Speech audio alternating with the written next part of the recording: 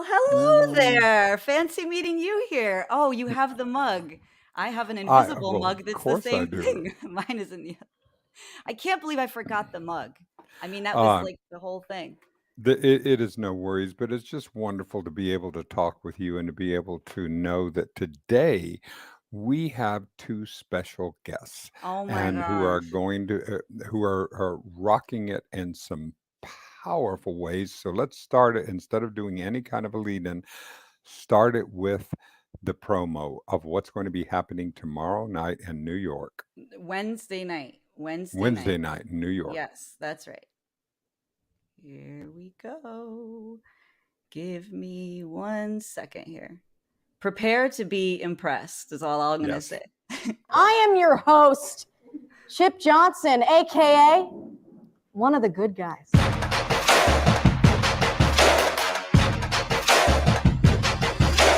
If a woman opens the door for me, I assume she's ready for anal. For the first time ever in my life, I'd like to apologize.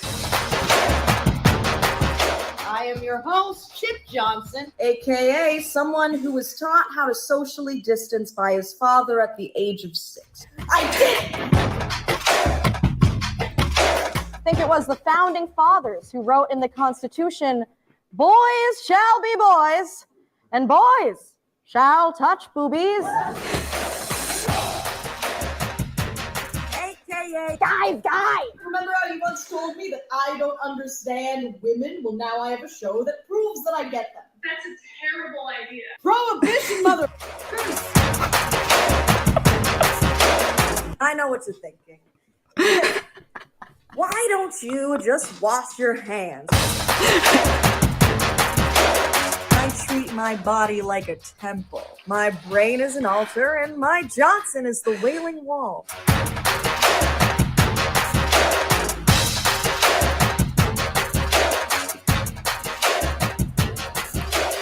I am the least gay person alive.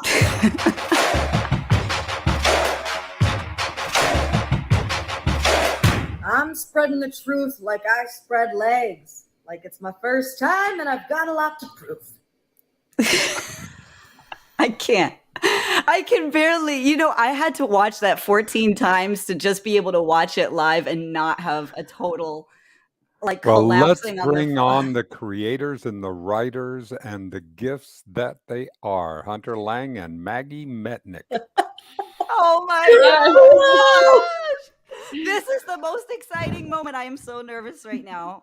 Dennis knows because we are obsessed with man. Hello, Maggie. Obsessed. Hello, Hunter. Well, tell me, talk about the etymology, the history of this character, of where they came from. Talk about it, please. Hunter, that's all you. Yeah, Hunter, I'll kill please that talk one. about where did this birth? I would say it was birthed 2017, was feeling a lot of frustration it was around the time of Me Too. It was around the time of Trump's election, and just feeling, I was feeling great amounts of frustration about the systems of power in place. Amen. And just men and their bullshit, essentially. Exactly. By the way, I am so over men.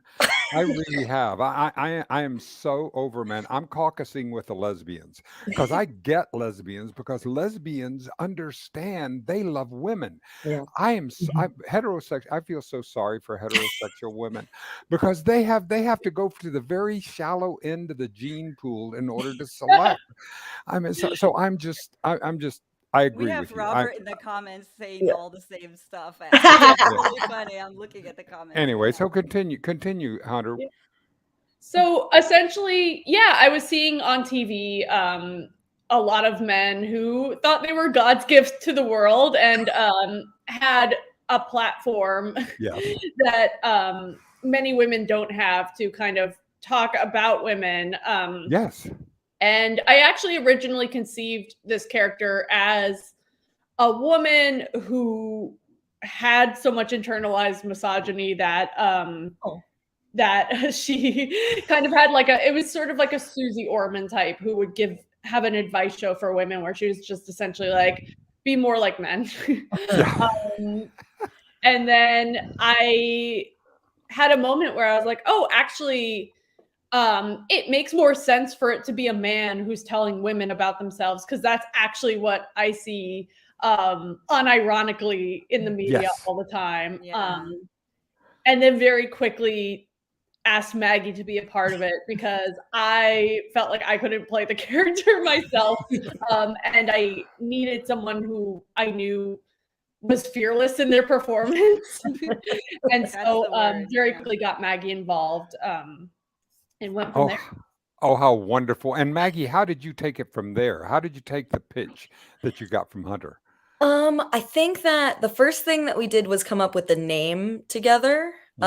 Because she knew his first name was going to be Chip, but then I gave him the last name Johnson because it means penis. Perfect. Was it going to be Chip because of just the tip? Or was no, that just the tip actually later? came a lot. Just the tip just came out of the pandemic, just from like what we were dealing with then. But I forget, why did you want to name him Chip? I don't remember.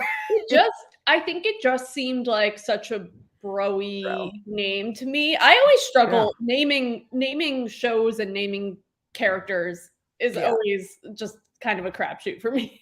Oh, it is, and especially in the comedy. But I mean, you do have the Chip off the old block, so that does give us that does give us a very, very strong masculine primogenitor to where they're going. As we, of course, discussing and taking apart comedy is always the most fun thing because that's really entertaining, and it is to me, especially those. And so, Maggie, you began to build this character, and so how did you build this character? Because this character is growing as we're watching Chip.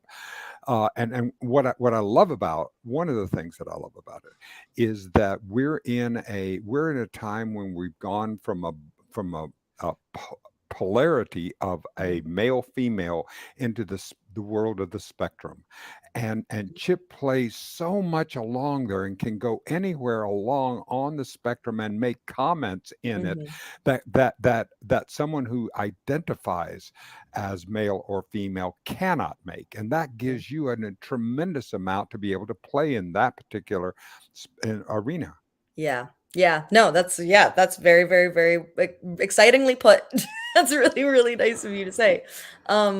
I feel like, well, it started with like Hunter's description was like he is a like mostly conservative, but mostly just idiotic and broy before he's a Republican. Yep.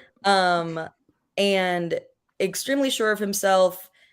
And I think after we had like the politics down, we started getting really excited about like making fun of him and like all of his weirdness, like the things like about him, about like his sad childhood that kind of like come up in between lines, and like things about like how he just doesn't understand social cues to like then like a dramatic extent, and like and after that it's kind of grown into a sort of like it's become absurd. It's because absurd theater to a certain extent. Like we've kind of made it grow and like followed that thread so much that now we're transcending a little bit about reality. What he's capable of doing. Yeah, just a little bit. And I love how seriously. I was just going to talk about the pathos of his sad childhood, like that, some of those lines that he's almost likable, or it's almost like I have compassion for him, I'm sorry. I do think that helps. I think being a woman playing the guy helps make him like at least like interesting to watch, and it's not just like, oh, like you're just quoting people. You're just a guy quoting bad guys. Like there's no separation there. But there is, and what I love about what you've done, and because what I think is so important, Hunter and Maggie, is that we have to be able to care about this guy. Mhm. And you have made it to where Yeah. you can, even though he is very sure of himself and he's deluded, there isn't a meanness to him. You've Yeah. stopped on this side of him being mean. Absolutely, he's deluded. Absolutely, He's he's clueless. completely sure of himself, but there isn't a meanness in Yeah. there Yeah. that has to play. And that's what I think was so brilliant about y'all's creation of character. I feel like we did, like, early on, we did talk about that. Like, there would be, like when we were writing and stuff, like, there would be moments of, "Oh, wait, but this is gonna make him not just, like, a bad dude or, like, not, like, Yeah. a good guy, but it's gonna make him, like, cruel, and we don't want him to be cruel." Yeah. Yeah. I You know what I want to mean? watch that. Yeah. There's too That much is a of that really already but out that's a there. brilliant, because that really gives you a brilliant place to be able to talk. Because Mhm. I mean, we were one of the things that Renee and I have been focusing on is the death of decency. Why?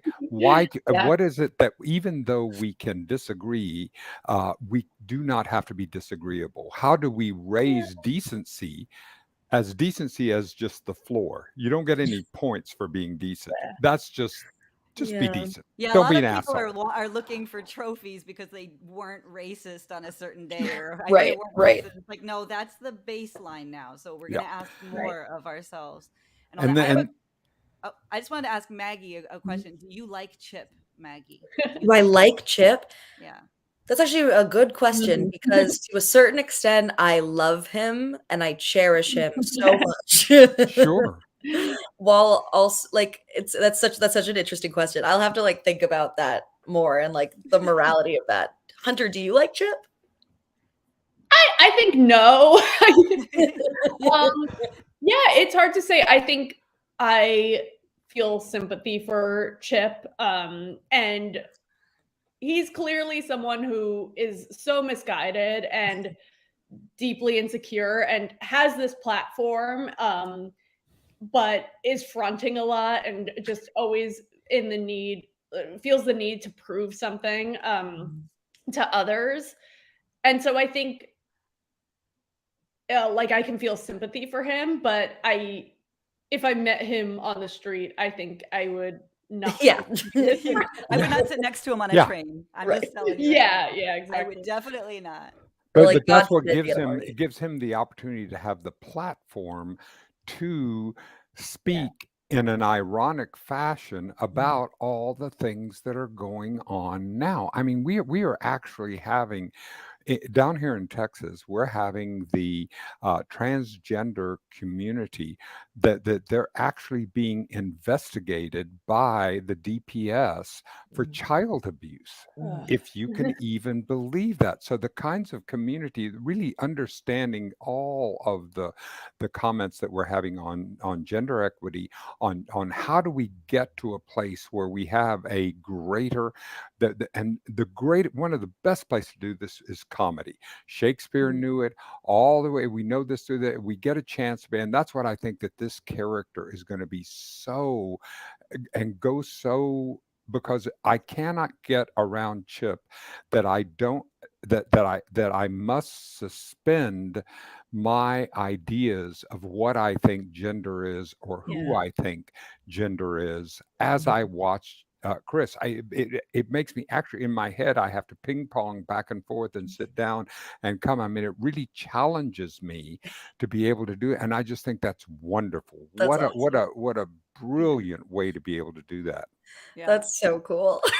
I did find it inherently comedic, and one of the reasons I like pointed to Me Too was I just remember the coverage of that time and these men in positions of power, politicians or pundits, hmm just like saying, "Well, what women need to do is quit their job if they're feeling uncomfortable," and just the hubris of that, of Yep. like just saying like, "Well, that's what you should do," having with those people having never been in a position like that. Yep. Inherently, I mean, I found it infuriating, but also kind of funny that some of these men like felt like they could speak with such confidence about, well, do this and it'll be better, without really taking a moment to be like, am I actually the best person to give advice in this situation? Exactly. And we've talked about that. I mean, the difference between being, I can only be an ally. That's the best thing that I can do, is do my best to open my mind and open my heart and listen, because I don't know what it's like. I cannot know what it's like to be the only woman in a comedy writing room. There's no way that I can understand what it's like to be able to go. I cannot. Being an old white man, I've had a completely different experience than you have. And so to be able to be an ally and to understand just exactly what does diversity do? What does it mean? What is the value of it? Because there's tremendous value. You see it in nature. You look out there at a field that has only a monoculture in it. What happens to that soil? What have you plant that same crop over and over? What happens to the soil? You gotta rotate. All the You gotta nutrients rotate. are drained away. Everything goes away. And look at me. I'm talking like I do this. I don't. This is just I've read. But anyway, but you put a diverse culture in there with all different kinds of plants and animals and this, and suddenly the soil is nutrient. The nutrients go in. Everything blossoms, and that's what we're doing. It's good sense. It's good capitalistic sense. It's good for the economy. It's Men good for the win people. too. It's good. Men win too. Chip Johnson That's wins the thing, too. is that we get into this zero sum. It's the same thing as gender being a binary state. It isn't. This is where we got to go, and that's now you have a show that's coming up on Wednesday, right? Tell us about that. Yeah, tell us everything about the actual show. You go for it, Hunter. Well, it's our first live show in front of an audience in over 2 years. We did our first show back in February 2020, and then the pandemic hit. So kind of as Maggie alluded to before, we had to sort of find creative ways to stay with this character. But now we're finally back live, and it's very exciting. It's going to be at Caveat at 7 p.m. on the Lower East Side. Nice. And It's really nice. We're at least, well, I guess I can only speak for myself. I'm very nervous about it, but also very excited to have that energy of a room again. Yeah. How do you feel, Maggie? Yeah, because there was when we first did our first full episode in front of an audience, there was that was so much fun. And we did a second full episode just in my living room, and we had Hunter and one of our producers at the time watching, but it was not the same to have to just know that the joke landed and it'll work in the edit is not the same as having a live audience there to react. So yeah, I'm really, really excited, and also really, really freaking nervous. Oh, well, of course. I mean, those things have to go together. I mean, the nerves are I mean, it's like if we have to have something, we get to have butterflies. Isn't that lovely? Isn't that a lovely thing to have? We don't have cockroaches. We have butterflies. There you go. Absolutely. Oh, how lovely. And be able to take that energy and to fuel it. All right, that is just tremendous. So how did you guys prepare for the set? How do you do as a writing team? It's been a journey. Well, because it's a news satire show, it requires a lot of research, and also just a lot of keeping up with the news and thinking about what's going to still be relevant. And that's all Hunter. Hunter does all of that, completely. As a writing team, she does that all. Thank God. It's Great. a lot of work. Yeah, it's an intense research process, and this show is quite interesting actually, because I wrote the script about 3 months ago, because initially our show was supposed to be on January 5th, and then because of the Omicron variant, we pushed it back. So I wrote it 3 months ago about news that was happening 3 months ago, and a lot of it is still newsworthy and worth joking about and worth talking about, but we did have to do a pass with the script and be like, okay, what is still true? What has changed? We spend a significant amount of our show on Wednesday on the Supreme Court, and in the time that's passed between when I initially wrote the script and now, one of the Supreme Court justices retired and Biden made a new nomination. So things Exactly. like that, it can be daunting to keep on top of everything with just 2 writers, but we'll do our best. Oh, it is. And now you're also going to record this, right? Yeah, I think so. All right, so that you'll be able to do this, and then we there's a can figure virtual- out where to go to and where to go to the opportunities that are going to come. I mean, I will tell you one. I'll tell you one. Ever since I was a little boy, I've always had an ability to see talent. It's just something that I've been. And the first time I saw, I was not 5 seconds into your very first Maggie. The first time that I saw your piece on screen, and I went, "What the hell is this?" And I just Unbelievable. could It's not crazy. stop. I mean, I knew. Okay. So I predict with no is that there's going to be a lot of attention that is going to be given in that process. And I realize it's important to be able to stay in the moment and just stay in the performance, and rather than do that. But there is something very precious about what Yeah. you have created, Hunter, and what you're channeling, Maggie. There's something very precious and very important and very relevant. And so I think all of those things together are going to come together to be able to allow Chip to do the kind of commenting, the kind of ironic commenting that can make people both laugh and think at the Yeah. same time. That's why I think that you've really hit a sweet spot here. I'm just so grateful that you allowed us to be able to be here at this time in That's so kind in of your you to say, journey. Dennis. We Yeah. really appreciate all of all of the support is so Jump- kind. Well, jumping off of that, what would be, we will stay in the moment, but I just wanted to jump off of that and say, what would your dream scenario for Chip be in the future? I think mine would probably be something regular on TV, on like some, syndicated like on Comedy Central, something. Yep. But with us having a team of people that we trust Right. very much to do Absolutely. more of the writing and more of the producing and the tech elements and stuff. That I think that would be that's my Yeah. dream. Exactly. Well, I I think have that you go ahead. No, I'm so sorry. I just get so excited. I'm like a kid in a candy shop right now. You do a lot of the writing and topics are controversial. I mean, you're skirting a line here. What are those conversations like? Are there jokes that you look at and you say, no, we went too far? Or what is your philosophy about that as performers and writers? Sometimes I feel like we'll get to a place where we're talking about something so current that's so horrible that I'm like, like I'm just like sad that we have to make jokes about it, and it isn't like it doesn't feel quite like time yet. But then some time will pass, and unfortunately, more terrible things will happen, and then those jokes don't feel so horrible anymore. Yeah. Yeah. What do you think, Hunter?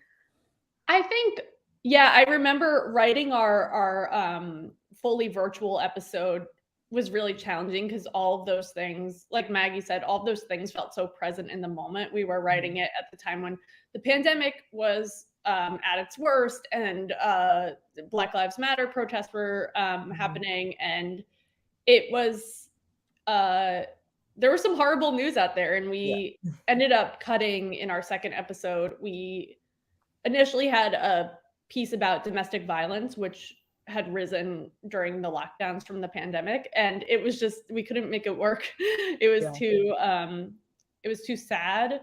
But I think also the lesson that we learned from that, or at least that I learned from that show, was not being as earnest as we maybe would wish to be. I don't know if I'm making sense, but like, to like double down on like the satire, and to just kind of like once we go like completely all in, and to make it like just like to make it like just completely over the top, then suddenly the satire becomes so clear. There's like no because that's what like, I love about. Oh, sorry, go on. I'm the one that interrupted. You talk, Hunter. My feeling is, I God help anybody who comes to our show to learn about domestic violence or systematic racism or anything like that. Like Yeah. I don't see our role as teaching people about that stuff because I'm not qualified to do that. I'm still learning a lot myself. So I think just sort of always coming back to the question of, okay, this is what's in the news. What does Chip make of this? Yeah. What's Chip's opinion on this? And Yeah. not like my own personal opinion or what I want people to know has helped a Yeah. lot. And also being able to just like like all we're doing is punching up. You Yeah. know, Yeah. like essentially like punching down by like punching up by punching down in a way that doesn't make any sense, or like punching down in a way that is Yeah. not realistic. We just end Exactly. up punching up. And like when you're doing that, there's a lot of wiggle room. In my Oh, absolutely. It's especially because Chip takes himself very seriously. Mhm. And the Mhm. more seriously Yes. he takes him, the funnier it is. Yeah. Because he's absolutely his belief in himself, his absolute belief in himself, and that he's got this, and he is just Yeah. is just how, I mean, it's just wonderful to be able to see there. I mean, there is no bit of lack of self-esteem Mhm. in Chip, and that's where it really comes when you subtract the meanness. If you put Mhm. the meanness in there, now you've gotten into narcissism Yeah. in the negative, in the toxic way. But your Mhm. brilliance and taking that out there and just having him having in there, and just have him in there, just being, it's just wonderful. Anyway, but congratulations to you both. I look forward to seeing you afterward. We would love to have an after show Oh, that'd be Yeah. after you great. guys Tune do that, in. and to say, what did you learn from this experience, and how are you being approached, and how are you building this vision? Because I think, Hunter, what you're talking about, and Maggie, about a crew and being able to have this, I Yeah. think you're going to be attracting the people that are being able to do that. And I love to be able to do this real time. Renee and I just finished listening to Debbie Harry, who Was who from had Blondie. She's the the front singer Blondie, from Blondie. and that did, and she had shows right in there and was doing much of the same things you Mhm. are, and doing this journey. And it's truly it's just that she's doing it in a at 75. She's looking back on it. We get a chance to see you right in the middle of Right your there. chrysalis Yeah. while you're doing, and how you're learning, and what you're learning about that. And that gives that's just a tremendous pleasure. I have one more question, please. If I can get it under the wire, is what would you guys be the most ecstatic about if you heard from men what they were taking away? Like what would be the best thing that like Dennis, like uh for him to say, this is what I took away from it. Because it's a show for women, but actually for me, I'm like, I think Yeah. the men need, men. Yeah. Yeah. Wait, Uh, Hunter, do you have one? Because I have one. Mine, I just want to piss off Tucker Carlson. Yeah. I would love That's for what him the to whole feel show is attacked by our about. show. Thank you. Well, Somebody there's also please. the world in which Tucker Carlson thinks we're complimenting him. Exactly. And Yeah. also that he thinks he's, and Yes. that it cracks him up. Yeah. That you Because he's like, yeah, actually those crack him libs. up. If you cracked him up, and to be able to say, this is funny, this is Yeah. funny. Because if you reach I find that if someone reaches me through humor, Mhm. it Yeah. softens my heart. Yeah. Mm.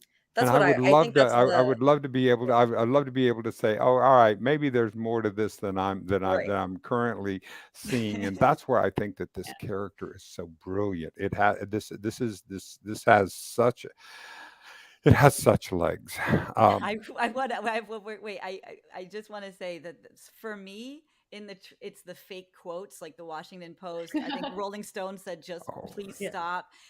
How did you write those quotes? Because to me, that's a huge part of what gets me crazy.